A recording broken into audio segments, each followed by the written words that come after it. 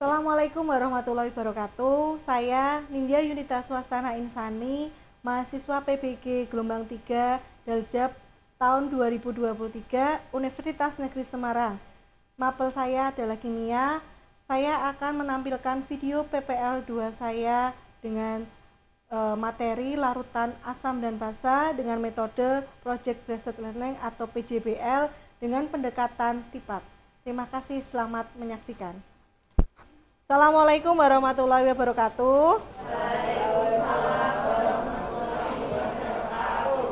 Bagaimana kabarnya hari ini anak-anak? Alhamdulillah. Kemarin habis ujian ya? Ya. Sehat semua? Alhamdulillah sehat. Ya, untuk sebelum memulai pembelajaran hari ini, buku yang ada di meja selain buku kimia silahkan bisa dimasukkan di dalam tas atau di dalam laci. Yang ada di atas meja hanya buku kimia ya, karena di sini kita akan masuk ke materi kimia atau pelajaran kimia. Gitu. Terus sebelum masuk ke pelajaran, mari kita berdoa. Untuk doa bisa dipimpin oleh ketua kelas. Untuk ketua kelas, Nanda silahkan dipimpin dulu untuk berdoa. Teman-teman, sebelum mengawali kegiatan pembelajaran pada pagi hari ini, berdoa menurut agama dan keyakinan masing-masing. Berdoa mulai.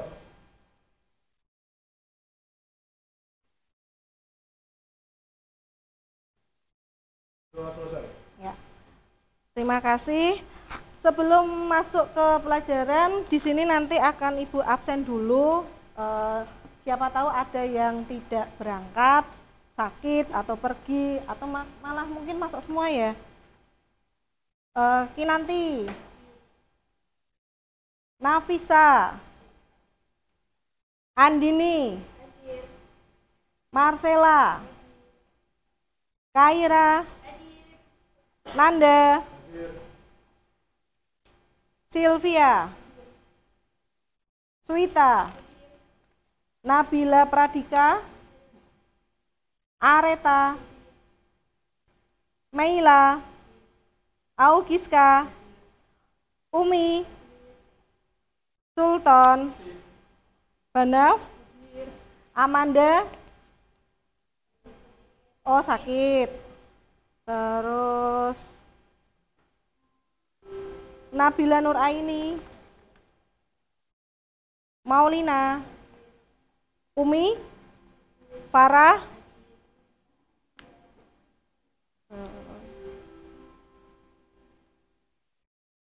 sudah semua ya? Ada yang tidak berangkat. Oke, untuk pelajaran hari ini nanti kita itu akan membahas tentang, di sini sudah saya paparkan atau ada PowerPoint-nya, yaitu larutan asam basa, atau di sini nanti ada konsep larutan asam basa. Sebelum masuk ke sini, tadi sudah saya share di grup kelas. Untuk memulai pelajaran, kita tes dulu non kognitifnya atau diagnostiknya, silahkan dikerjakan. Saya kasih waktu 3 menit untuk mengerjakan soal yang ada, bukan soal sebenarnya itu. Ekspresi kamu untuk hari ini itu seperti apa? Atau sedih, atau senang, atau bagaimana, silahkan diisi. Link sudah saya bagikan di dalam grup kelas.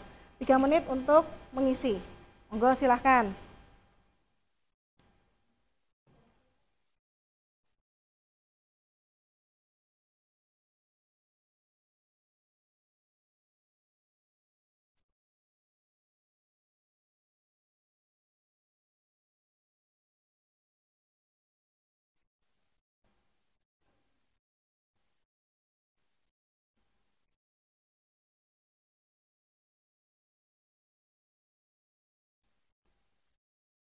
Sudah belum?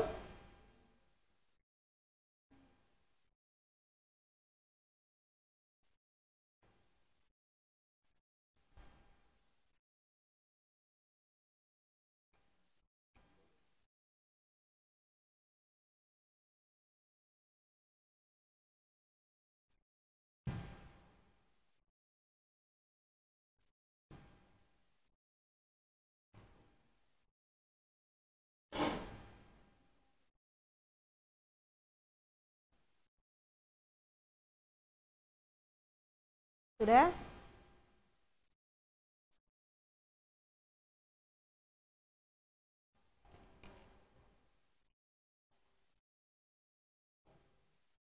Sudah. Nah, di situ tadi ada berapa emot? 3. Ungkapanmu apa? Senang. Benar, senang. Iya. Ya. Sebelum masuk ke larutan asam basa, dulu di SMP kan kamu sudah pernah dapat toh? Di SMP sudah pernah belum? Pernah mendengar asam itu apa? Basa itu apa? Kalau nggak usah mendengar di SMP, mungkin keseharian asam itu seperti apa? Mesti kan asam itu rasanya bagaimana? Kan sudah tahu kan? Basa itu seperti apa? Juga sudah tahu kan? Nah, kira-kira asam itu seperti apa? Pengetahuan yang kalian tahu. Rasanya, mungkin dari rasanya apa? Asam, betul. Terus kalau basa? Pahit ya. Sebelum ke sana ke intinya, coba dilihat dalam grup lagi. Tadi sudah Ibu Nindi share.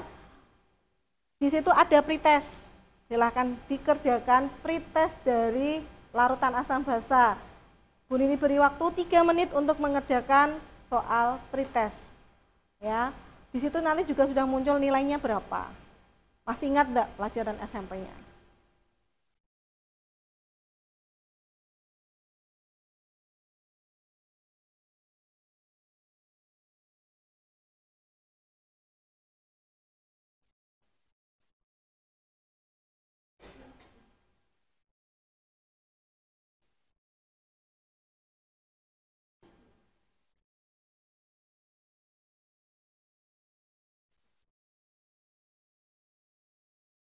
Sudah ada yang muncul nilainya?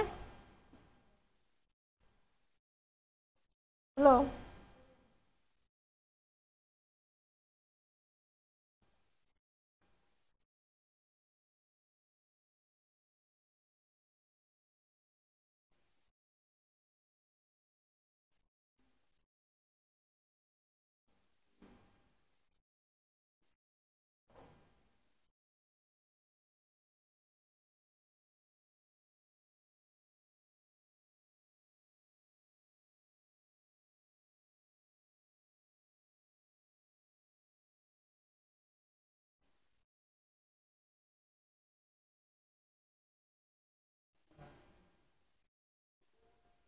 Sudah?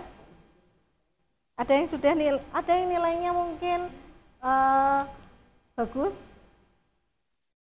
Berapa nilainya? Oh belum? 100? Wah, berarti masih ingat semua itu. Berapa, Nabila? Belum. Berapa? 80. Bener enggak 80? Coba.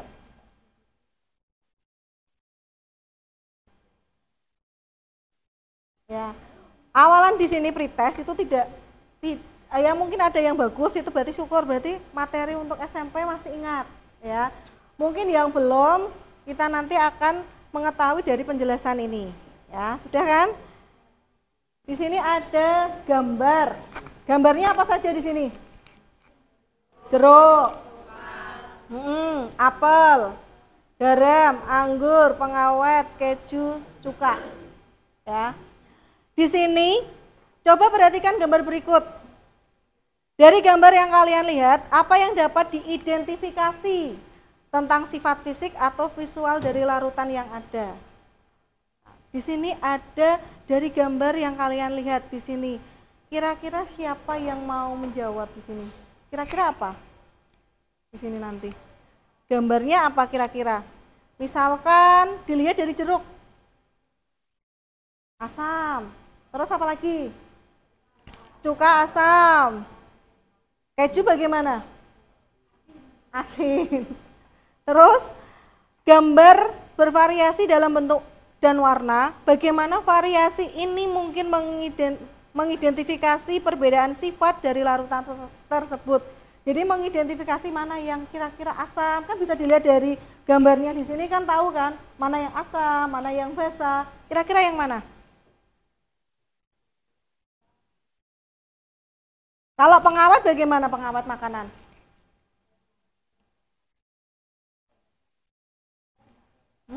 Pengawet itu bisa dilihat dari dia menggunakannya dengan siapa. Jadi kalau dia dipasangkan dengan asam, dia akan asam, berasa asam. Terus kalau garam, garam itu bagaimana, asam atau basa? Ayo, garam itu apa? Ya garam itu ya garam netral, jadi dia ya asam juga ya basa. Oke, lanjut. Jika kalian dapat merasakan kira-kira bagaimana rasa larutan tersebut. Kalau asam tadi rasanya sudah disebutkan. Asam itu bagaimana? Kecut, asam. Terus apalagi? Kalau basa? Pahit. Terus ada lagi yang lain?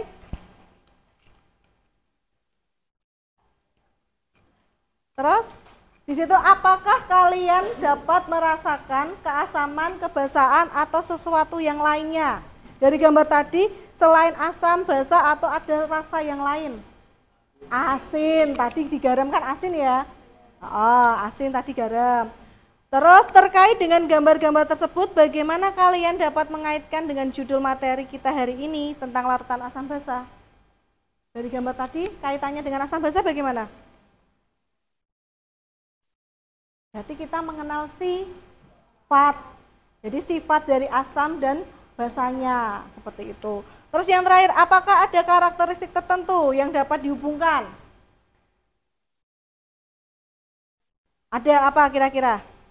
Ayo, karakteristik tertentu apa yang bisa dihubungkan dari asam basa? Kalau asam itu cirinya bagaimana? Kalau dia dipasang asam, kalau kita pakai di logam, kira-kira bagaimana? Korosif. Terus kalau basa, itu kira-kira kalau kamu menggunakan sampo, sabun itu rasanya bagaimana? Licin, seperti itu ya. Terus di sini ada lagi gambar jenis dan sumber senyawa asam. Di sini seperti jeruk, ada asam sitrat, anggur itu asam tartat. Terus tomat itu askorbat, apel itu asam malat, terus margarin itu asam butirat. Terus kemudian di situ ada lagi, itu apa namanya? Asam oksalat, gambarnya apa ya? Blimbing. Asam tamat itu kopi. Asam klorida itu bukan obat mah ya. Asam klorida itu termasuk dari lambungnya itu. Kadang kan ada yang asam karbonat dan asam laktat. Nah, di sini ada obat mah, ya. Obat mah di sini ada deterjen, ada pupuk. Berarti di sini dia termasuk dari basa. Di sini nanti juga ada bermacam-macam indikator alami. Kita pun juga nanti menggunakan indikator alami juga, tetapi kita nanti dia berbeda. Nah, di sini ada motivasi. Jadi, belum tak ubah tadi. Ya, di sini kalian jangan menjadi orang yang jago, karena kalian kan ya, ya kan. Tapi jadilah orang yang bermanfaat bagi semua orang. Jadi tetaplah menjadi orang yang baik dimanapun berada, tetap menjadi orang yang bermanfaat. Ya, bagi semua orang. Terus tujuan dari pembelajaran di sini nanti mengikuti pembelajaran dengan blended learning, berpendekatan tipak, diharapkan peserta didik mampu menggunakan konsep asam basa keseharian dan mampu berpikir tingkat tinggi dengan beriman bertakwa kepada Tuhan Yang Maha Esa dan berakhlak mulia, berkebinekaan bloga, bergotong royong dan mandiri. Nah, sebelum ke sini, kamu pernah mengalami sakit mah tidak? Pernah. Bagaimana rasanya? Sakit. Kira-kira ada hubungannya enggak dengan ini nanti? Apa coba? Asam lambung naik atau tinggi ya. Terus bagaimana untuk menetralisir dari asam lambung tersebut? Obat apa? Obat mah. Kira-kira kalau dikasih obat mah cepat sembuhnya enggak? Iya. Terus biasa ini katanya. Oh, cepat. Cepat. Terus bagaimana lagi? Kira-kira kalau eh, asam lambung naik itu diakibatkan kenapa, Cah? Makannya terlambat gitu. Kopi, begadang kan gitu. Ya. Jadi dari contoh keseharian seperti sakit mah itu bisa dicontohkan, atau asam lambung naik itu bisa dicontohkan sebagai materi ini atau larutan asam basa, karena lambung naik sehingga kalau dikasih basa dia akan menjadi netral ya. Terus kemudian di sini nanti ada video. Coba nanti disimak dulu videonya.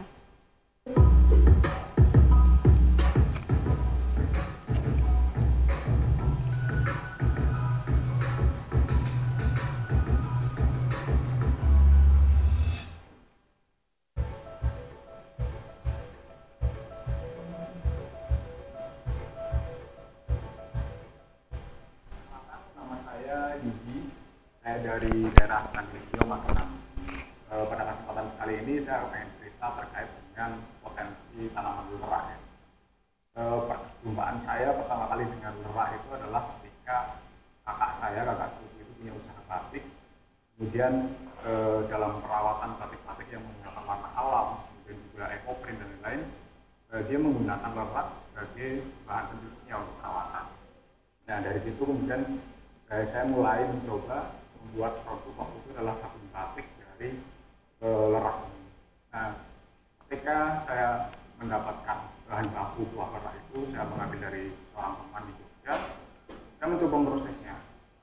Lalu kemudian jadilah produk sabun batik yang sekarang kemudian menjadi salah satu usaha rumah tangga di rumah. Nah, tapi rasa penasaran saya tidak berhenti sampai di situ. Saya mencoba mengeksplorasi lebih dalam terkait lerak ini, kemudian saya mencari rekan teman yang bisa membantu dalam proses riset dan lain, yang kemudian ini juga direspon oleh beberapa teman di daerah Magelang yang kemudian juga tertarik untuk mengembangkan ranahnya. Nah, mungkin lerak ini bagi banyak orang, terutama orang-orang masa modern saat ini mungkin akan menjadi sesuatu yang asing ya. Tapi sebetulnya lerak ini adalah tanaman endemik Indonesia yang secara turun-menurun, secara tradisional dulu sudah dimanfaatkan oleh masyarakat kita. Jadi sebelum ada industri pengolahan sabun, seperti sabun rumah tangga untuk cuci piring dan lain-lain, masyarakat kita itu menggunakan lerak untuk memenuhi kebutuhan rumah tangga mereka. Bahkan kalau dapat cerita dari orang tua di desa saya itu, dulu sampo saja mereka pakai lerak itu, sampo rambut. Nah, lerak ini menjadi salah satu buah eksotis, saya menyebutnya asli Indonesia, yang justru saat ini menjadi buruan banyak orang karena potensinya yang sangat menarik. Lerak ini dia memiliki kandungan saponin alami. Jadi saponin ini adalah salah satu bahan yang dibutuhkan dalam industri sabun, di mana produk-produk sabun itu biasanya dibuat dari proses saponifikasi untuk menghasilkan saponin. Tapi lerak ini dia sudah punya saponin alami yang punya daya mencuci, membersihkan beragam benda, gitu. Salah satunya kain. Ini menjadi sesuatu yang menarik. Kandungan saponin alami di dalam buah lerak ini ada beragam manfaatnya. Yang paling utama adalah memiliki daya cuci atau daya bersih untuk membersihkan kain, kemudian peralatan rumah tangga, atau juga bisa dimanfaatkan untuk kebutuhan lainnya. Nah, saponin ini juga dia, kalau saya baca beberapa referensi dari jurnal juga, saponin ini juga memiliki fungsi sebagai anti bakteri, anti jamur, dan juga anti serangga bahkan. Nah, lerak ini saat ini menjadi salah satu tanaman yang langka ya, tetapi banyak pihak yang memanfaatkan. Karena ini menjadi salah satu potensi. Bahkan dari hasil oleh kalau kita bisa menanam lerak secara masif, maka lerak ini bisa menggantikan bahan-bahan kimia yang saat ini paling banyak digunakan dalam industri sabun. Jadi masyarakat kita kan selama ini tidak pernah teredukasi ya. Setiap hari ibu rumah tangga nyuci piring, setiap hari kita mandi, setiap hari kita misalkan ada yang nyuci ngepel dan lain-lain. Ini secara tidak langsung juga adalah membuang residu kimia dari bahan-bahan yang ada dalam produk. Nah, sebetulnya alam nusantara kita sudah menyediakan sesuatu yang baik, sesuatu yang ini manfaatnya jauh lebih bagus, aman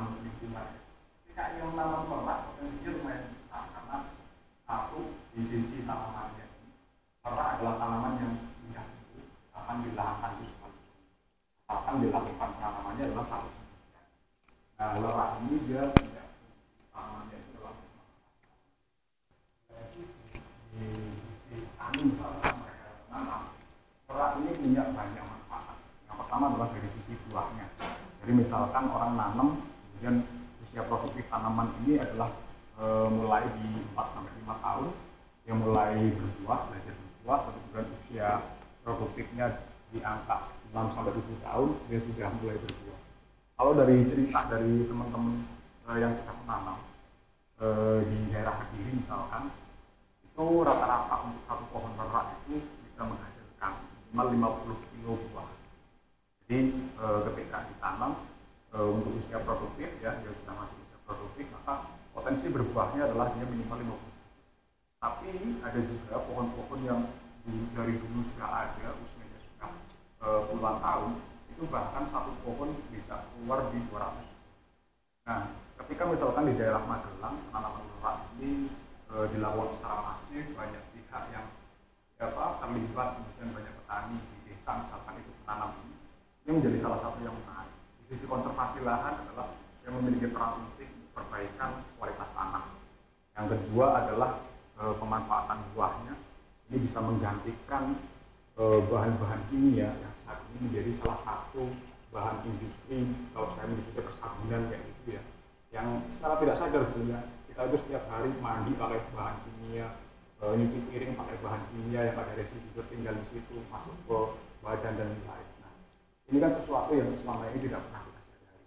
Nah, dari inisiasi menanam lerak di daerah Magelang ini adalah harapannya bisa memanfaatkan lahan-lahan tandus atau lahan yang tidak terkelola dengan baik.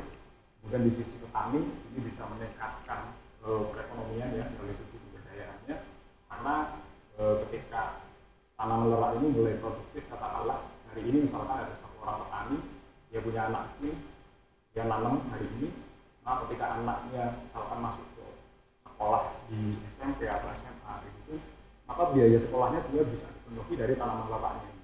Nah, saya kadang guyonan dengan teman-teman yang ikut nanam kayak gitu, saya ngomong tidak usah khawatir dengan pasarnya. Kalaupun di masa yang akan datang buah lerak ini menjadi sesuatu yang tidak laku, tidak punya nilai ekonomi, maka tanaman leraknya ini, kayunya, bahkan nilainya lebih bagus ataupun nilai jualnya ini lebih tinggi daripada tanaman albasi atau tanaman lain. Nah, ini menjadi sesuatu yang menarik. Jadi orang merawat tanaman kayu, tapi juga punya nilai tambah dari sisi buahnya, yang dia setiap kali musim panen juga menghasilkan tambahan penghasilan bagi keluarga. Itu seperti itu. Nah, saya dan teman-teman kemudian punya komitmen juga untuk mulai melakukan, kalau kita sebutnya R&D ya, research and development dari buah lerak ini. Salah satunya saya juga membawa sampel. Di sini ada, untuk ini adalah sabun cuci piring yang kita kenalkan untuk ini adalah bahan dasarnya dari lerak juga. Nah, sabun cuci piring ini adalah sabun cuci piring yang aman digunakan oleh masyarakat karena apa? Semua bahannya tidak terbuat dari bahan-bahan alami. Kemudian yang kedua, ketika sisa dari penggunaan ini ataupun limbah dari penggunaan sabun ini ketika dia masuk ke lingkungan, ini dengan sangat mudah bisa terurai karena dia adalah bahan alami, bahan organik. Proses pengembangan produk ini tidak berhenti, masih berlanjut. Jadi ada di teman-teman di petani dengan jaringan yang ada di Magelang ini mulai melakukan penanaman. Kami menyiapkan produk-produk jaringan pasar, bahkan juga sudah mulai ada permintaan untuk ekspor sebetulnya. Tapi harapan kami sih tidak melulu ini adalah untuk ekspor, karena ketika ini bisa dikelola di tingkat lokal di level petani, punya bahan baku kemudian diolah untuk bahan baku industri, ini bisa memenuhi pasar lokal atau pasar nasional untuk kebutuhan atau persabunan gitu, persabunan ini sudah menjadi salah satu gerakan yang menurut saya luar biasa. Kita punya warisan pengetahuan dari para orang tua kita terdahulu bagaimana lerak ini di mana. Ya, mungkin sangat sampai sini. Nanti untuk lebih lanjutnya di situ sudah ada sumbernya, webnya sudah ada. Jadi gini, kenapa saya tayangkan seperti ini? Apa hubungannya biji lerak dengan materi ini kan gitu? Biji lerak tadi yang disampaikan oleh bapaknya bagaimana? bisa dibuat sabun. Lah kira-kira sabun itu dia mengandung apa? Basa. Lah di sini bedanya apa toh sabun sama sabun yang lerak ini seperti sabun yang kalian pakai? Berbedanya apa?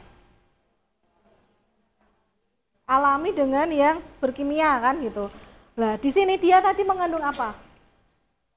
Saponisasi. Lah di situ dia sudah mengandung sabun sendiri, ya. Terus kemudian di sini ada video yang kedua.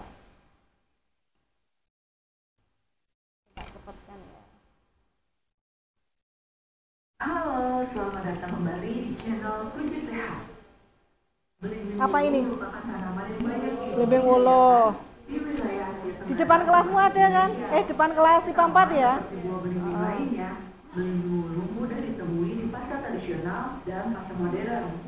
Tanaman belimbing wulu juga banyak ditanam di halaman rumah dan kebun. Karena memiliki rasa yang asam, manis, dan pahit, buah ini kerap dijadikan sebagai bahan masakan untuk berbagai macam makanan.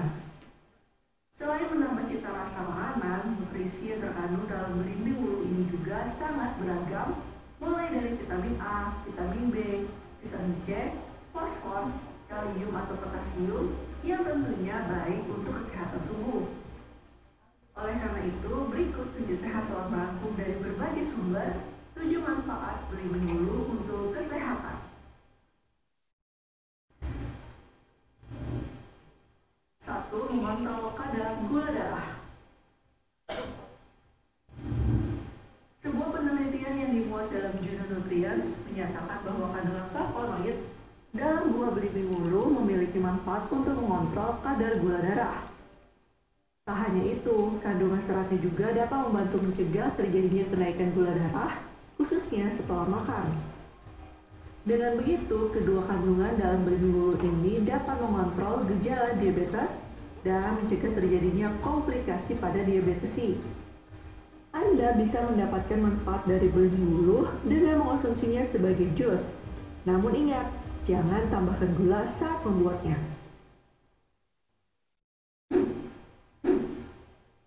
2. Mempercepat penyembuhan luka. Ketika Anda terluka, tubuh membutuhkan kolagen untuk memperbaiki jaringan yang rusak.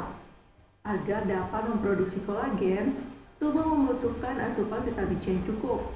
Sama halnya dengan buah belimbing biasa, belimbing wulu juga kaya akan kandungan vitamin C. Vitamin ini diketahui dapat merangsang pembentukan kolagen yang baik untuk kesehatan kulit dan proses pemulihan luka. 3. Menjaga tekanan darah tetap stabil.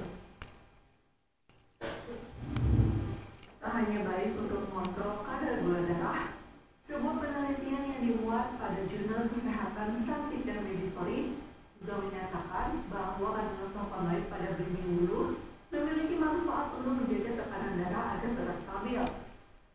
Penelitian tersebut menyatakan bahwa kandungan flavonoid yang terdapat di dalam belimbing wulu dapat berperan sebagai antioksidan yang bisa memproduksi zat nitrogen oksida.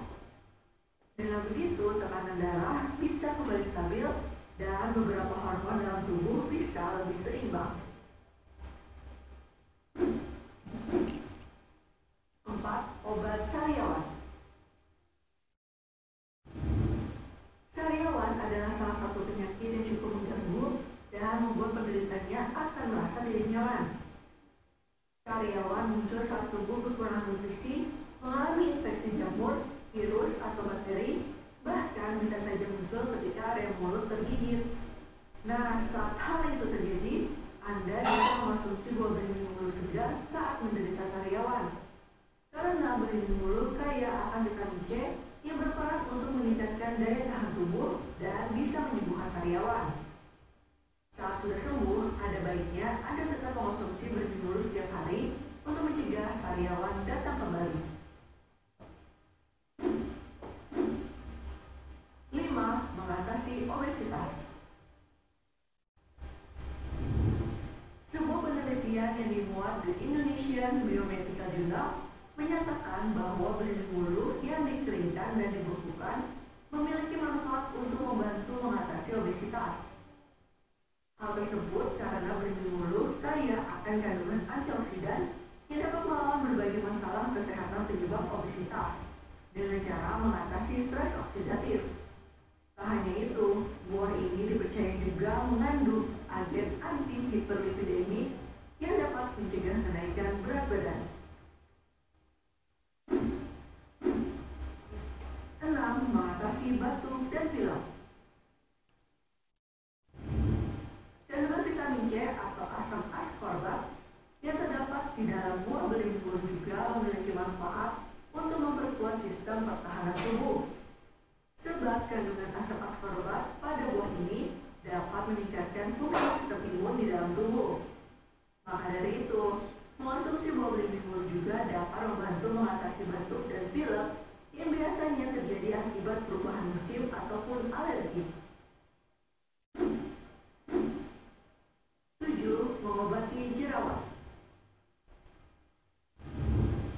Jerawat adalah musuh besar untuk kebanyakan kaum hawa. Mereka merasa kurang percaya diri saat jerawat mulai menyerang bagian wajah.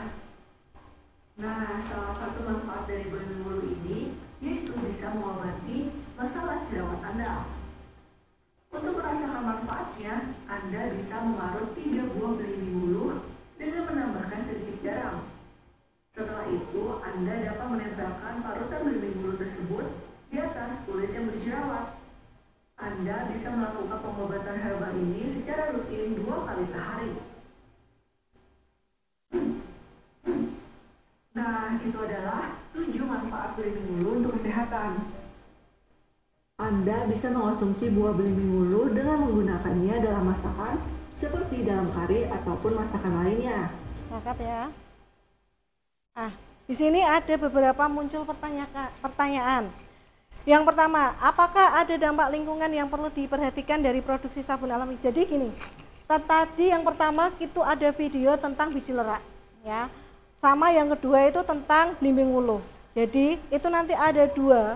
Yang pertama itu nanti dari biji lerak itu bisa diproduksi atau bisa dibuat project menjadi sabun.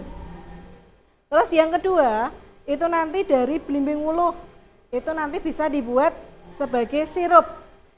Biasanya disebut dengan sirup bilimbi, itu nama latinnya. Nah itu nanti di masing-masing kelompok itu nanti bisa membuat, jadi ada 4 kelompok kan di sini. Yang 2 kelompoknya itu nanti buat sabun, yang 2 dia membuat sirup. Tetapi dalam aplikasi proyeknya itu nanti harus berbeda. Misalkan sabutnya yang satu original, yang satu harus bagaimana. Sirupnya juga sama, yang satu harus bagaimana kan gitu. Sebelum ke sana di sini ada beberapa pertanyaan.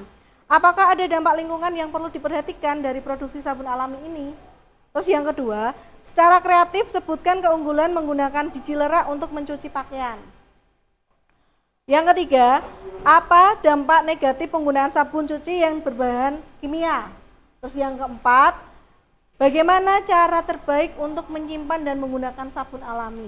Nah, dari pertanyaan ini mungkin sebelum ke sini bisa membentuk kelompok dulu untuk berdiskusi. Silahkan berkelompok, ya sudah yang Bu Nindi bagi di grup, silahkan berbagi ke kelompok kalian masing-masing. Dari satu kelompok terdiri dari 5 anak. Silahkan bergabung dengan kelompoknya yang sudah dibagi. Monggo.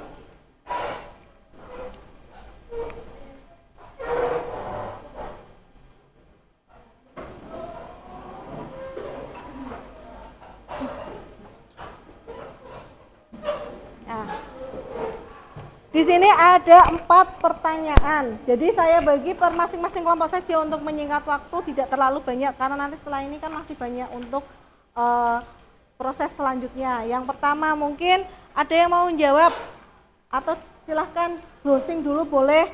Yang pertama, apakah ada dampak lingkungan yang perlu diperhatikan dari proses produksi sabun alami? Siapa yang mau menjawab dari pertanyaan nomor 1? Oh,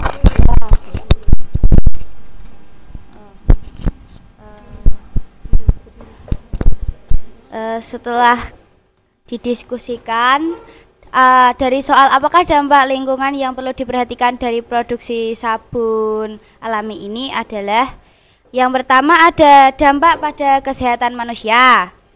Yang pertama Poin A, pada iritasi kulit. Sabun cuci yang mengandung bahan kimia tertentu dapat menyebabkan iritasi pada kulit, terutama bagi orang yang memiliki kulit sensitif atau masalah kulit tertentu. Yang B, ada dari gangguan pernafasan. Beberapa bahan kimia itu ada pada dalam sabun cuci dapat menghasilkan uap yang dapat mengiritasi saluran pernafasan, menyebabkan masalah pernafasan pada orang yang rentan. Ketiga, ada alergi itu sendiri. Bahan kimia tertentu dalam sabun cuci piring dapat menyebabkan reaksi alergi atau hipersensitivitas pada sebagian orang, menyebabkan gejala seperti gatal, bengkak, atau ruam. Yang kedua itu dampaknya ada dampak dari lingkungan, yaitu pencemaran air. Bahan kimia dalam sabun cuci dapat mencemari air yang digunakan dan dibuang. Beberapa bahan seperti fosfat dapat menyebabkan pertumbuhan alga yang berlebihan di perairan, yaitu mengganggu ekosistem dan mengurangi kualitas air. Lalu ada toksinitas terhadap organisme air. Bahan kimia tertentu pada sabun cuci tentunya seperti surfaktan atau antibakteri dapat memiliki efek toksik terhadap organisme air seperti ikan dan makhluk air lainnya. Lalu ada akumulasi bahan kimia dalam tanah, yaitu pembuangan sabun cuci yang mengandung bahan kimia ke tanah dapat menyebabkan akumulasi bahan kimia tersebut merusak kesehatan tanah dan tanaman. Sudah, itu dampaknya yang bisa kita cari dari produksi sabun tadi. Terima kasih untuk kelompok pertama. Oplos untuk kelompok pertama atas jawabannya. Jadi dampaknya banyak ya di sini nanti, sabun alami, perbedaan sabun alami sama kimia. Terus yang kedua, secara kreatif sebutkan keunggulan menggunakan biji lerak untuk mencuci pakaian. Tadi di dalam video juga sudah dijelaskan oleh bapaknya apa dari kreativitas atau keunggulan dari biji lerak. Mungkin dari pertanyaan nomor 2 ada yang mau menjawab? Ya. Kelompok berapa yang tadi? Dari kelompok 4. Ya. Jadi berikut ini adalah keunggulan menggunakan biji lerak untuk mencuci pakaian. Yang pertama, jika dilihat dari inovasinya, biji lerak merupakan ramah lingkungan karena tanpa bahan kimia berbahaya dan mendukung keberlanjutan. Yang kedua, jika dilihat dari kreativitasnya, biji lerak merupakan pilihan yang cerdas untuk melindungi pakaian favoritmu, menyelamatkan dari warna dan serat, membuat pakaian tahan lama. Yang ketiga, jika dilihat dari kecerdasannya, busa yang dihasilkan lembut karena tanpa tambahan bahan kimia sintetis, pakaian bersih dan alami. Jika dilihat dari kemewahannya, pakaian yang dicuci dengan biji lerak adalah karya seni alami, aroma lembut dari alam yang meresap, memberikan sentuhan kesegaran yang tak tertandingi. Yang kelima, jika dilihat dari sensitif kulit, pakaian yang dicuci dengan biji lerak adalah pilihan lembut untuk kulit sensitif, tanpa iritasi, hanya kelembutan dan kebaikan alam. Yang keenam, pemilihan biji lerak berarti menjadi pionir keberlanjutan, langkah kecil dengan dampak besar untuk bumi kita. Yang ketujuh, biji lerak mengajak kita untuk beralih ke cara berpikir yang lebih hijau, satu gerakan, satu langkah menuju masa depan yang bersahabat dengan lingkungan. Oke, untuk pertanyaan berikutnya mungkin nanti bisa dicari selanjutnya ya. Di sini nanti bagaimana cara terbaik menyimpan dan menggunakan sabun alami. Terus di sini nanti ada dari bahasa asamnya sendiri. Tadi sudah berbagi kelompok. Terus kemudian untuk selanjutnya kita nanti saya bagi dulu untuk LKPD-nya. Untuk LKPD di sini sudah ada cara kerjanya atau tata cara dari LKPD tersebut. Nah, silahkan dibaca dari LKPD di sini. Di sini ada panduannya. Yang pertama, silahkan duduk sesuai dengan kelompok dan posisi menurut diri Anda merasa nyaman. Pahami, capai dan tujuan pembelajaran dicapai. Baca dan teliti setiap instruksi yang diberi dari LKPD. 4. Mendesain rencana proyek yang telah kalian diskusikan, menyusun jadwal, kerjakan tugas tepat waktu. Terus di sini sudah ada kajian, tadi sudah ada video, di sini sudah ada sedikit literasi tentang sabun cuci sabun cuci alami dari biji lerak dengan sirup bilimbi. Nah, untuk pembagian kelompok sudah diundi juga, sudah di dalam grup tadi sudah dibagi juga. Silahkan kalian masing-masing kelompok diskusi, bisa berputar diskusi dengan kelompokmu, mendesain rencana proyek, dituliskan di dalam kolom yang sudah ada di sini. Di sini kan ada kolomnya kan? Di sini nanti gambarkan rancangan yang kalian mau buat itu seperti apa. Jangan lupa nama kelompoknya juga ditulis. Di depan kan ada kan nama kelompoknya, jangan lupa. Alat dan bahannya apa yang mau dibuat. Terus langkah kerjanya seperti apa, silahkan kalian browsing. Kan tidak mungkin dalam kelompok ini sama semua. Ya, silahkan. Terus di sini jadwalnya bagaimana nanti direncanakan, mau hari apa yang mau kalian buat, seperti itu. Monggo diskusikan dengan kelompok kalian.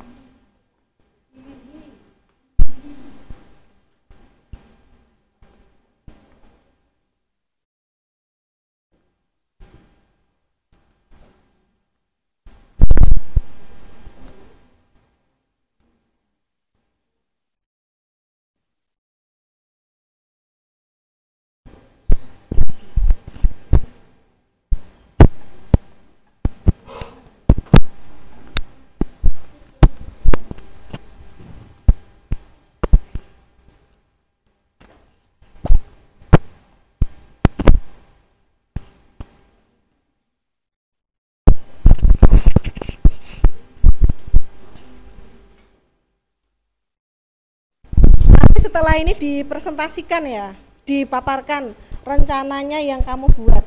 Kan di situ nanti kan ada kan gambarannya seperti apa, terus alat bahannya apa, langkahnya seperti apa. Tidak harus PowerPoint kan, dipaparkan dibaca di tempat kan tidak masalah. Atau nanti di depan salah satu perwakilan depan untuk memaparkan presentasinya, rancangannya seperti apa.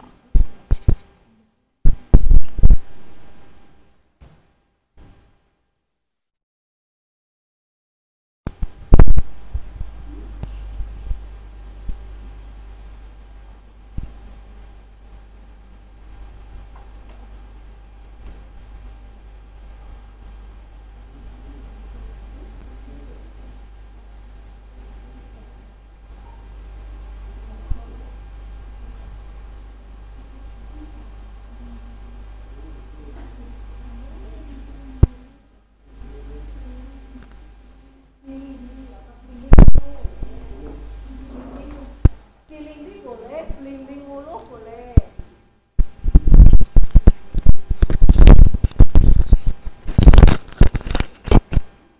Ini apa? Sirup. Bikin sirup. Yang kelompok ini bikin apa? Sabun. Sabun ini apa? Sirup. Ini sabun. Oh, berarti sabun ini, sirup ini ya?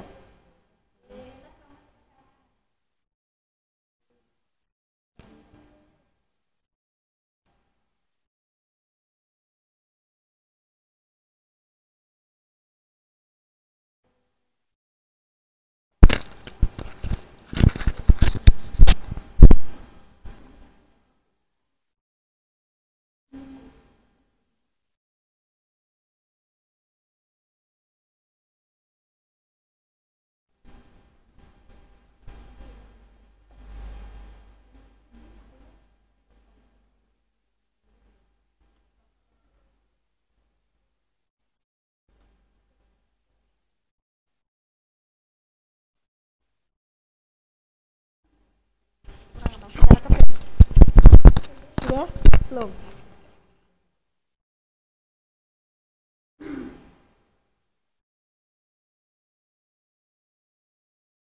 Biasanya kalian masaknya masak makanan ya.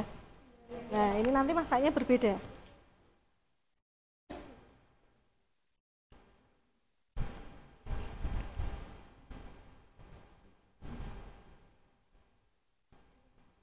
Yang maju siapa?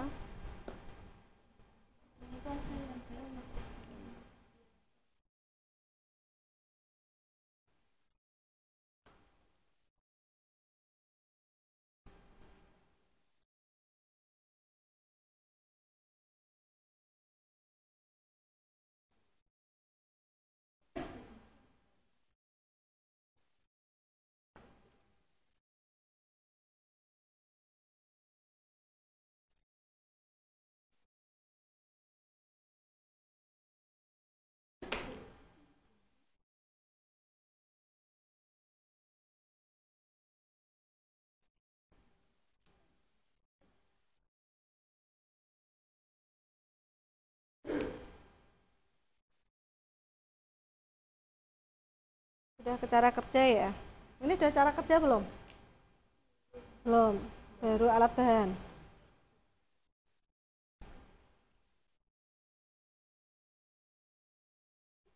Jadwalnya juga dibuat sekalian atau disusun sekalian.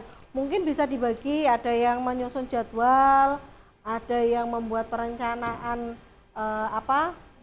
bahan alatnya itu nanti seperti apa gitu. Jadinya nanti waktunya nggak lama. Jadi nanti pas kalau kamu selesai pas istirahat.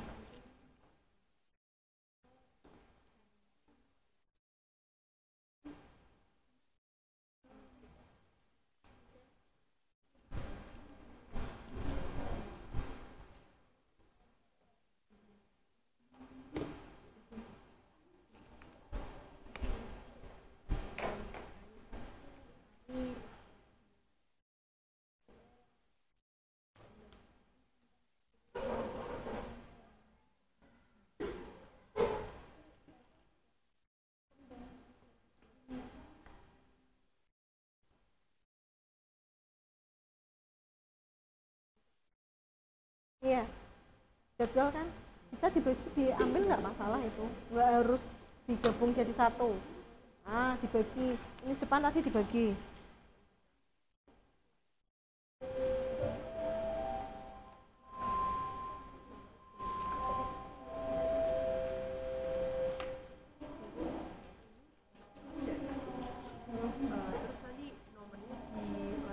Iya, nggak apa-apa. Kalau misalkan nggak cukup cara kerjanya, nomornya diganti, tidak masalah.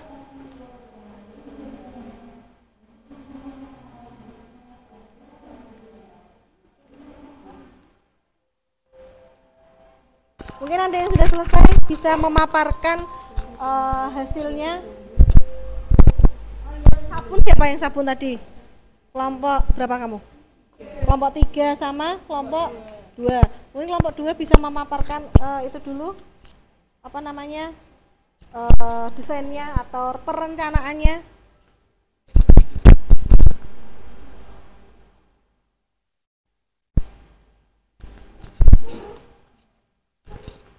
Ya, dari kelompok 2 di sini kami akan membuat sabun alami dari biji lerak, yaitu dengan memanfaatkan bahan alam untuk mengurangi bahan kimia. Nah, dari rancangan kelompok kami, yang pertama ada persiapan alat dan bahan, kemudian merendam biji leraknya, setelah itu setelah direndam direbus, kemudian disaring agar memisahkan ampas dan cairannya. Kemudian untuk alat dan bahannya, yaitu alatnya ada panci, kompor, saringan, pengaduk, dan baskom. Sedangkan bahannya hanya biji lerak dan air. Untuk langkah kerjanya, yang pertama dengan menghancurkan biji lerak sebanyak 100 gram. Kemudian direndam dengan air sebanyak 250 ml selama 12-24 jam. Nah, air rendaman ini akan menjadi berwarna karena zat-zat aktif dari biji lerak. Kemudian yang ketiga, rebus biji lerak yang sudah direndam bersama air selama 30-45 menit. Kemudian didiamkan airnya hingga dingin. Langkah selanjutnya yaitu menyaring cairan biji lerak yang sudah direbus tadi menggunakan lembaran kertas saring atau kain putih untuk memisahkan ampasnya. Dan selanjutnya mencampurkan cairan biji lerak yang sudah disaring dengan sabun cair dari biji lerak untuk menggunakan proporsi yang sesuai dan mencapai konsistensi dan sifat busa yang diinginkan. Dan tahap yang terakhir yaitu menyimpan sabun alami dengan indikator dalam wadah yang sesuai dan disimpan di tempat yang sejuk. Ya, terima kasih untuk kelompok 2 dari biji lerak. Tadi berarti pure original ya? Yang dibuat original. Mungkin kelompok berapa ini? 3? Kelompok 3 ada yang berbeda dari kelompok 2 tidak? Sama-sama sabun dari biji lerak, mungkin ada inovasi yang berbeda mungkin. Yang berbeda apa di sini?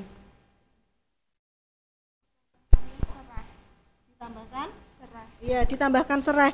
Apakah cara pembuatannya hampir mirip dengan di kelompok 2? Ya.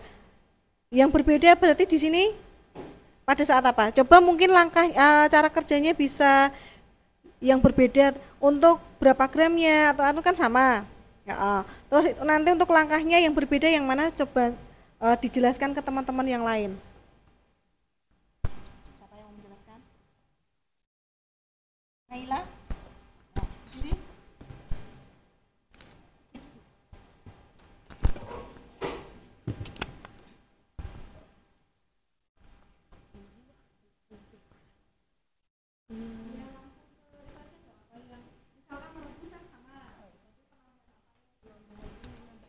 Untuk cara kerja hampir sama dengan kelompok 2, yaitu merebus dan bahan-bahannya sama, tetapi perbedaan di sini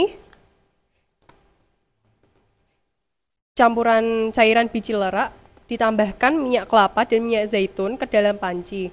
Setelah itu ditambahkan serai yang sudah dihancurkan atau dipotong kecil ke dalam campuran ini bisa menghasilkan aroma segar dan sifat antibakteri pada sabun. Setelah dicampurkan, panaskan campuran tersebut di dalam api kecil, kemudian diaduk, yang dimana proses ini disebut saponifikasi, di mana minyak dan biji lerak bereaksi membentuk sabun. Setelah itu tambahkan sejumput garam ke dalam larutan. Gula dapat membantu membuat sabun lebih berbusa, sedangkan garam dapat menyeimbangkan kelembutan sabun. Mungkin berbedanya di sini kan ada 2 sabun yang sama. Yang satu pure natural atau original, benar-benar menggunakan hanya biji lerak. Untuk yang kelompok 3 dia ada penambahan serai ya tadi ya. Ada serai, ada minyak, komplit di situ. Di sini nanti dari perencanaan itu silahkan diuji coba. Nanti pekerjaannya bisa diselesaikan dia di rumah, ya. Kan nggak mungkin nggak cukup waktunya di sekolahan. Nah sekarang giliran untuk yang sirup bilimbi, mungkin dari kelompok 4 dulu. Kelompok 4 yang itu menyampaikan rancangan dari gambaran dari cara kerja kalian seperti apa. Siapa yang mau menyampaikan?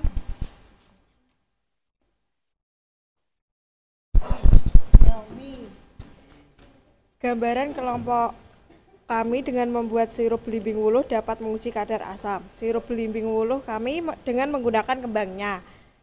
Manfaat kembangnya di sini untuk pewarna alami pada sirup sehingga menghasilkan warna merah pada sirup kami dan sedikit masam dari belimbing wuluhnya. Di sini kami juga menuliskan alat dan bahannya. Alatnya yaitu panci, kompor, saringan, pengaduk, dan baskom. Dan bahannya ada belimbing wuluh, air, gula, kembang belimbing wuluh, dan garam. Langkah kerja yang telah disusun ada 1. Siapkan belimbing wuluh sebanyak 500 gram. 2. Cuci bersih belimbing wuluh dan potong-potong menjadi bagian kecil. Yang ketiga, masukkan belimbing wuluh ke dalam panci, tambahkan 500 gram gula dan air 500 ml. Yang keempat, masak dengan api sedang hingga belimbing wuluh menjadi lunak dan gula larut sepenuhnya. Aduk sesekali dan diberikan sejumput garam. Yang kelima, setelah belimbing wuluh menjadi lunak, tambahkan kembang yang sudah dicuci bersih. Biarkan kembang mendidih bersama belimbing wuluh selama beberapa menit untuk mentransfer aroma dan rasa ke dalam sirup. Yang keenam, biarkan campuran mendidih selama beberapa menit lagi untuk memastikan semua bahan tercampur dan rasa meresap. Yang ketujuh, angkat dari api dan biarkan sirup mendingin. Dan yang terakhir, saring sirup menggunakan saringan halus atau kain bersih untuk memisahkan ampas. Oke, terima kasih. Berarti di sini ada kembang belimbing wuluh tadinya ya. Itu untuk apa?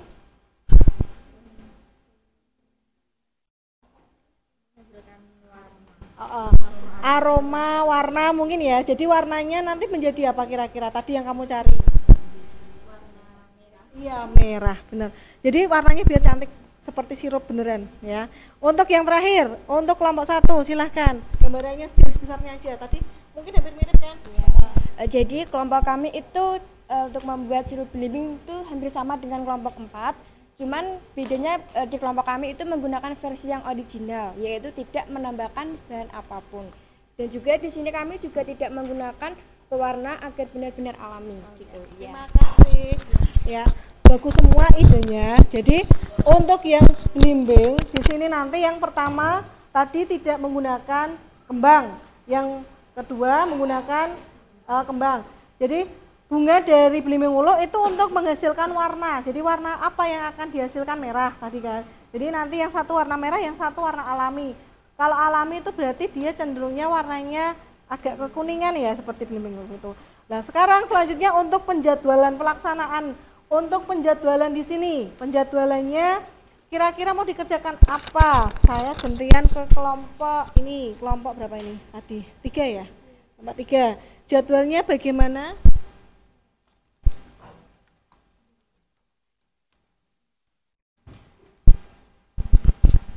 Untuk jadwalnya silahkan untuk penyusunan jadwal pelaksanaan. Jadi kira-kira nanti pelaksanaannya itu hari apa?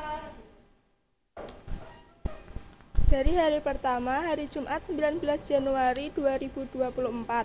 Tahap membeli biji barak. Keterangannya tidak ada. Kedua, Jumat 19 Januari 2024. Tahap mendesain label dan menyiapkan kemasan produk. Hari ketiga, Sabtu 20 Januari 2024. Tahap meremas biji lerak dan sedikit dihancurkan. Sabtu 20 Januari 2024 merendam biji lerak. Untuk hari ketiga, Minggu 21 Januari 2024 memasak biji lerak dan menunggu biji sabun yang telah direbus. Oke. Untuk penjadwalan di kelompok 1. Siapa? Nabila apa siapa? Raican. Ayo Raican. Nih. Hari apa sama hari apa itu? Pada hari Jumat, kelompok kita akan mencari belimbing wuluh. Pada hari Sabtu tanggal 20 akan mendesain label produk. Dan selanjutnya Minggu akan memulai proses memasak sirup belimbing wuluh. Dan terakhir juga hari yang sama Minggu pemasangan label pada botol produk sirup. Kelompok 4 jadwalnya seperti apa? Pada hari Jumat tanggal 19 Januari kita akan mencari belimbing wuluh terlebih dahulu. Lalu pada hari Sabtu 20 Januari kita mencari kekurangan belimbing wuluh dan kembang belimbing wuluhnya, lalu dimasukkan ke dalam kulkas. Lalu pada hari Minggu tanggal 21 Januari kita mulai memproses memasak sirup belimbing wuluh. Dilakukan di rumah perwakilan kelompok kami dan menyambi mendesain label produk. Lalu pada Senin tanggal 22 Januari dilakukan pemasangan label pada botol produk sirup belimbing wuluh. Desain label sudah dibuat pada hari sebelumnya. Terima kasih. Kelompok terakhir silahkan.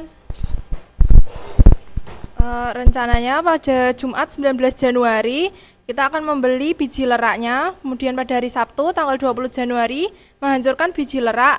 Pada hari yang sama juga kita akan merendam biji lerak. Kemudian pada hari Minggu 21 Januari memasak biji lerak dan mendesain label serta menyiapkan kemasan produk. Pada hari Senin 22 Januari produk sudah siap jadi. Dari beberapa referensi atau jadwal itu nanti berbeda-beda ya. Terus kemudian itu nanti tugas yang kalian kerjakan itu dikerjakan di rumah. Jadi nanti kalian membuat video dari berbagai produk yang kalian buat. Tadi misalkan sirup pakai ada kembangnya, ini sirup tidak pakai kembangnya. Terus itu nanti kemudian dibuat video, terus kemudian dilaporkan lewat WA.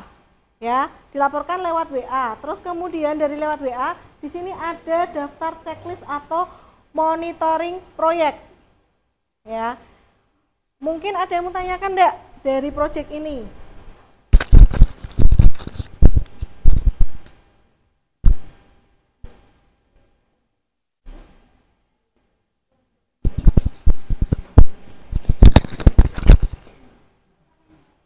Gimana? Di sini nanti ada beberapa daftar checklistnya. Jadi misalkan pembuatan proyek ini, yang pertama dari persiapan. Dari persiapan di sini itu nanti ada pembagian tugas anggota kelompok. Tadi kan sudah, berarti kan dicentang ya. Terus membuat rencana penyelesaian proyek, rencana persiapan alat dan bahan.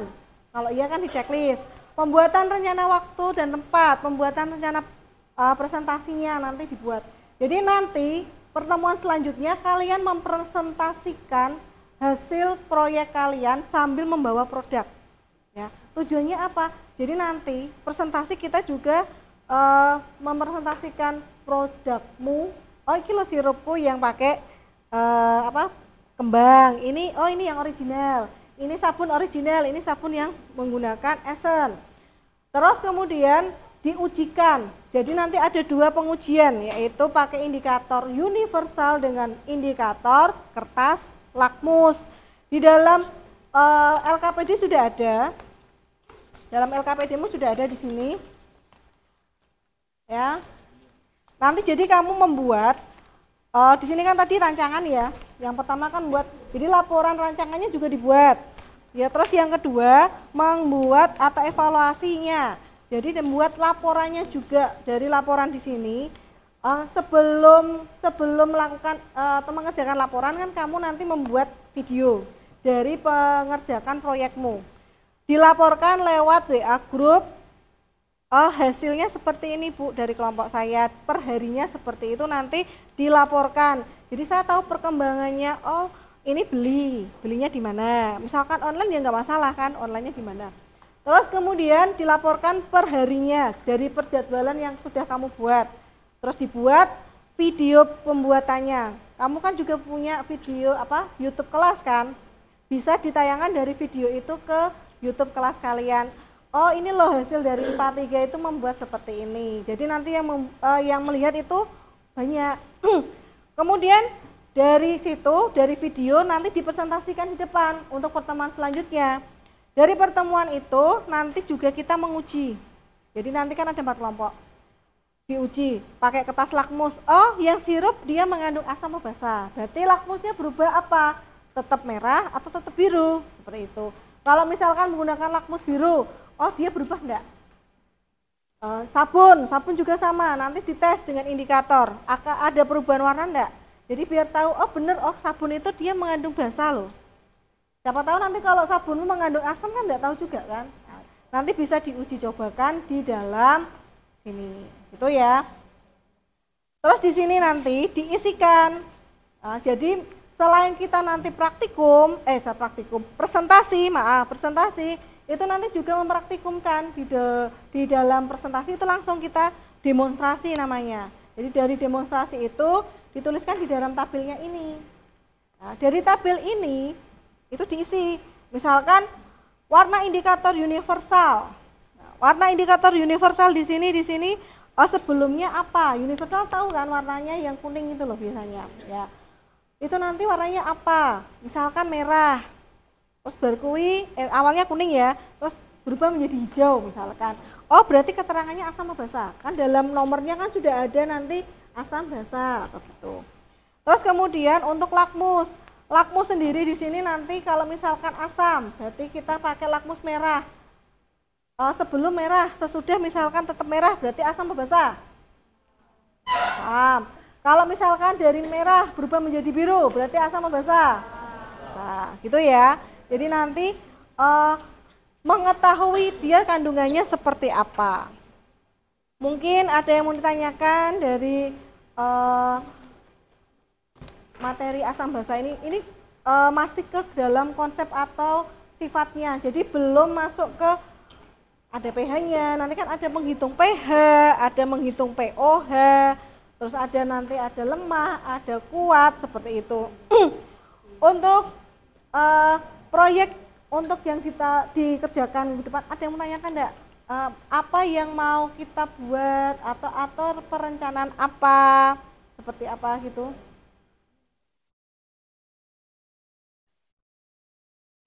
Belum. Kalau yang kelompok sabun yang ini tadi sabun ya? Sabun ini tadi mau beli leraknya kira-kira di mana? Pasar tradisional. Kalau misalkan di pasar tradisional tidak ada, cari online. Kelompok yang kelompok 3, biji leraknya kira-kira mau cari di mana? Online. Tahu biji lerak enggak toh? Tahu. Tadi sudah ada gambarnya juga ya, sudah ada gambaran. Dalam LKPD juga sudah ada gambarnya biji lerak. Nah, keuntungan biji lerak ini, ya, keuntungan biji lerak ini kan di situ kan nanti ada kayak hitam itu. Hitam-hitam itu tuh kayak apa ya, coklat ya itu ya. Itu kalau digunakan untuk batik, itu nanti dia tahannya lebih lama dibandingkan sabun yang kimia. Jadi tadi kan sudah dijelaskan oleh bapaknya, keunggulannya apa?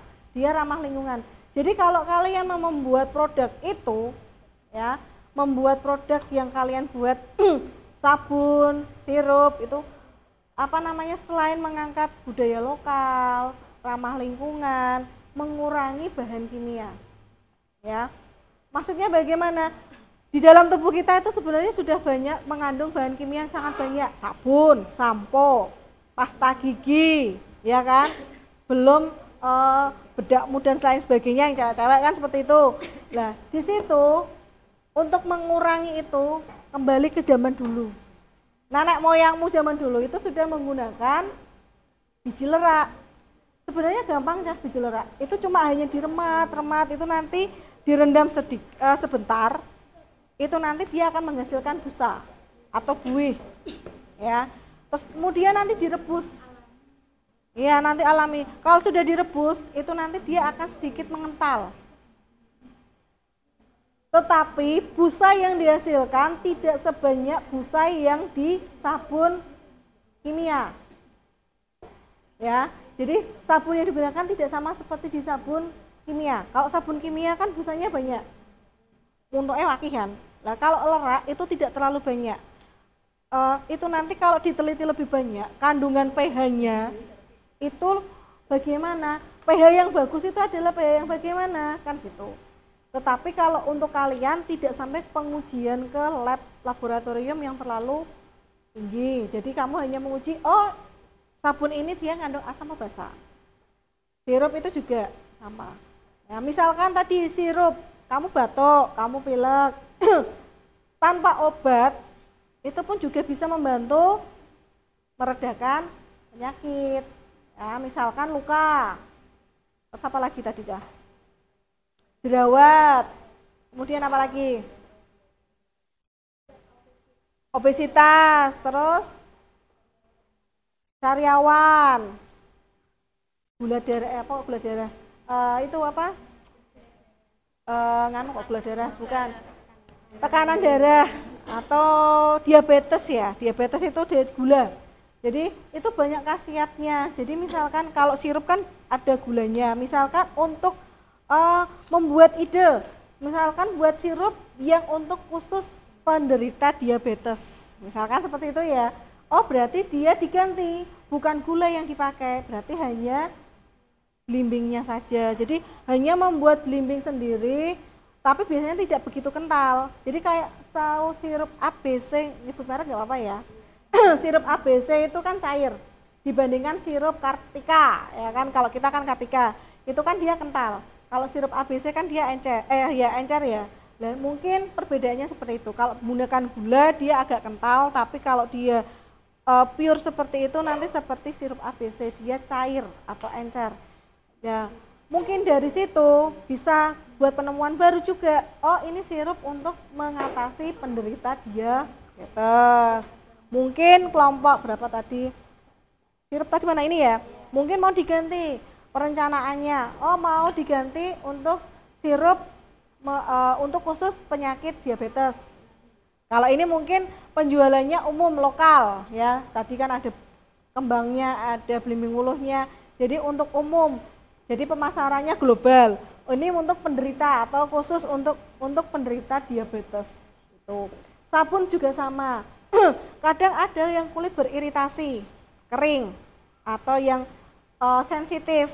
Itu dengan biji lerak, itu biasanya itu lebih bagus untuk mengatasi kulit yang iritasi. Lerak itu tidak hanya untuk cuci baju. Ya, tadi Bapaknya juga sudah mengatakan di dalam video, bisa sabun. Zaman dulu itu sabun, sampo, cuci baju itu sama semua. Ya. Jadi pakainya biji lerak gitu. Itu bisa mereka misalkan dibuat tidak harus cair. Misalkan buat batang, sabun batang dibentuk bentuk-bentuk atau dibuat model sekarang ada busanya. Kalau dimasukkan dalam air ada apa? Itu kayak apa busanya itu tuh namanya apa itu? Ya, dibuat teknologi atau seperti itu. Mungkin kalian bisa berinovasi yang berkreatif. Sebenarnya banyak di sekitar itu yang mengandung asam basa, seperti bunga telang. Itu juga bisa kan dibuat sirup. Bunga telang. Itu bisa, itu dia mengandung apa? Ya kan? Kunyit. Kunyit itu kan juga bisa, itu juga mengandung apa? Asam atau basa, itu juga ada kandungan asam basanya. Banyak lagi di sekitar itu yang bisa dimanfaatkan. Jadi kalau kita mengacu pada seperti pembuatan ini itu banyak sekali manfaat, terus di sekitar itu gunanya untuk apa. Sebenarnya tidak harus membuat dengan pabrik atau produk bahan kimia, alami pun banyak itu ya. Mungkin dari sini ada yang mau tanyakan enggak?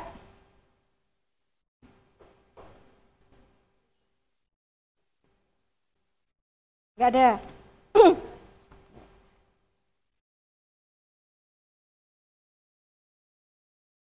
Ya, kalau tidak ada, ini kurang berapa menit, Cah? Mungkin dari pembelajaran ini nanti dapat diambil dari kalian pengalamannya. Jadi setiap materi atau setiap pembelajaran itu ada pengalamannya sendiri. Jadi masing-masing guru kan berbeda-beda. Jadi misalkan kamu dapat dari Bu Nindi tadi membuat sabun, sirup, itu manfaatnya apa buat diri kamu. Setelah ini nanti bisa misalkan membuat produk sendiri, dijual sendiri, siapa tahu mempunyai karyawan sendiri, kan gitu kan? Ya. Siapa tahu nanti kuliah sambil usaha, atau jangan-jangan nanti kan kuliah biasanya ada membuat produk, siapa tahu terinspirasi, oh aku dulu di SMA sudah pernah, seperti itu ya. Jadi semua bahan atau semua materi itu ada manfaatnya. Ada gunanya juga, kelanjutannya. Jadi kalau digunakan itu tidak harus barang yang wah atau barang yang mewah. Barang di sekitar itu bermanfaat juga. Jadi jangan sereh jahe. Kalau untuk jahe sereh itu kan untuk orang tua. Kalau untuk zamanmu kan sudah nggak tertarik, pasti kan kopi, gitu kan? Siapa tahu sabunnya itu dikombinasi dengan kopi. Nah, kan punya ide kreatif yang bagus. Bisa dicari.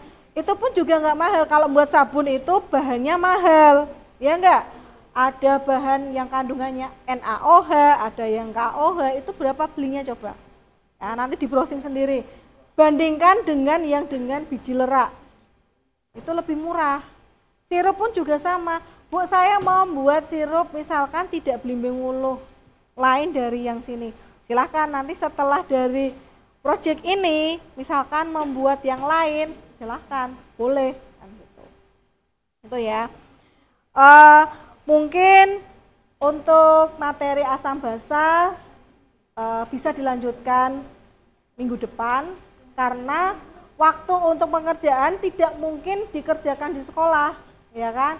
Kamu belum mencari bahannya, itu pun ada perendamannya, ada yang 12 jam, ada yang 12 jam, terus kemudian belum nanti merebusnya, kan seperti itu. Nanti bisa di kerjasama dengan kelompok-kelompok kalian masing-masing. Misalkan kelompok 1 dikerjakan di rumahnya Nabila, ya. Kelompok 2 misalkan dikerjakan di rumahnya Andini, misalkan jauh tapi rumahnya Andini. Misalkan kelompok mana? Jadi saling bekerja sama. Tidak ada yang gandol, aku nggak mau. Pokoknya nanti satu dibagi. Misalkan yang membeli siapa, yang bertugas nanti siapa. Kan sudah tahu sendiri tugas-tugas masing-masing. Di situ nanti ada monitoring. Dari monitoring itu nanti disampaikan di dalam grup. Dari grup itu nanti di WA, di-share, nanti bisa dinilai bagaimana hasil proyek kamu. Jadi sebenarnya pembelajaran itu menarik ya, tergantung bagaimana kita, misalkan di kelas, kalau di kelas pasti kamu bosan. Terus kalau kamu hanya praktek tok, pasti kesel. Kenapa? Ada laporan, ya kan? Nah, kalau project itu selain kamu punya wawasan, kamu juga mempunyai pengalaman baru. Kenapa? Karena kalau project itu otomatis kan kamu punya bekal kewirausahaan. Nah, gitu. Materinya dapat, produknya juga dapat. Gitu ya. Mungkin dari materi ini refleksi juga sudah Ibu Uni diberikan. Pelaksanaannya nanti jangan lupa untuk videonya bisa dibuat PowerPoint, Canva, video, dibuat sepenarik mungkin. Jadi dibuat benar-benar kreatif ya. Syukur-syukur hanya menyampaikan link, nanti lihatlah video kami di channel YouTube kelas ini ya, misalkan kelas ini nanti silahkan dilihat di channel YouTube kami, misalkan siapa tahu nanti followernya banyak, subscribe-nya banyak, like, komennya banyak, nah seperti itu. Nanti syukur-syukur ada yang bertanya cara pembuatannya, ada produser nanti misalkan kerjasama, kan nggak tahu juga kan gitu. Mungkin itu ada yang mau tanyakan enggak dari materi awal asam basa ini untuk sebelum ketemu ke minggu depannya? Sudah ada yang bertanya? Kalau nggak ada yang bertanya malah Bu Nindi yang bertanya. Iya, apa itu? Dari hari ini yang Bu Nindi sampaikan, kira-kira tadi ciri asam apa? Siapa yang mau menjelaskan? Ciri-ciri asam. Yang lainnya jangan yang itu terus. Siapa ayo? Asam itu apa saja ciri-cirinya? Kinanti mungkin?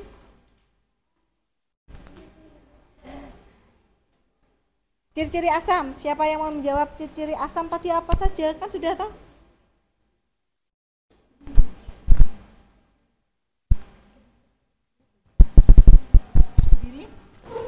Sifat dari asam adalah rasanya asam dan bersifat korosif. Ya, asam dan korosif berarti dia sudah ingat tadi mempelajari itu. Bahasa sekarang. Bahasa. Apa Sultan? Bahasa apa? Bahasa rasanya pahit dan licin. Mungkin itu yang diingat ya. Terus selain itu dia kalau asam mengandung ion apa, Cah? H+ ya. Kalau basa OH- lah itu sudah bisa. Ya. Iya lupa, Bu. Ya. Jadi kalau asam itu dia ada H+-nya, kalau basa itu OH-. Kalau asam itu rasanya masam atau asam, tapi kalau basa dia pahit. Kalau tidak percaya cicipono sabun. Kalau tidak percaya lagi, belimbing wuluh dirasakan sendiri rasanya bagaimana. Terus kalau asam dia korosif atau dia gampang terjadi korosi. Jadi kalau diibaratkan tayangan gitu kan. Tapi kalau basah licin. Contohnya apa? Gampang sabun, deterjen, sampo, seperti itu ya. Ya. Mungkin cukup dari Bu Nindi. Sebelum kita tutup dari pembelajaran hari ini, kita ucapkan syukur karena masih diberikan kesehatan, ya, bertemu, belajar, dapat ilmu. Semoga kedepannya mendapat ilmu, terus mendapat pelajaran yang lebih bermanfaat lagi, berguna buat kalian. Siapa tahu nanti bermanfaat, terus nanti kedepannya bisa digunakan, gitu ya. Sebelum menutup pembelajarannya, kita berdoa terlebih dahulu. Berdoa dipimpin ketua kelas lagi, Nanda yang memimpin. Silahkan.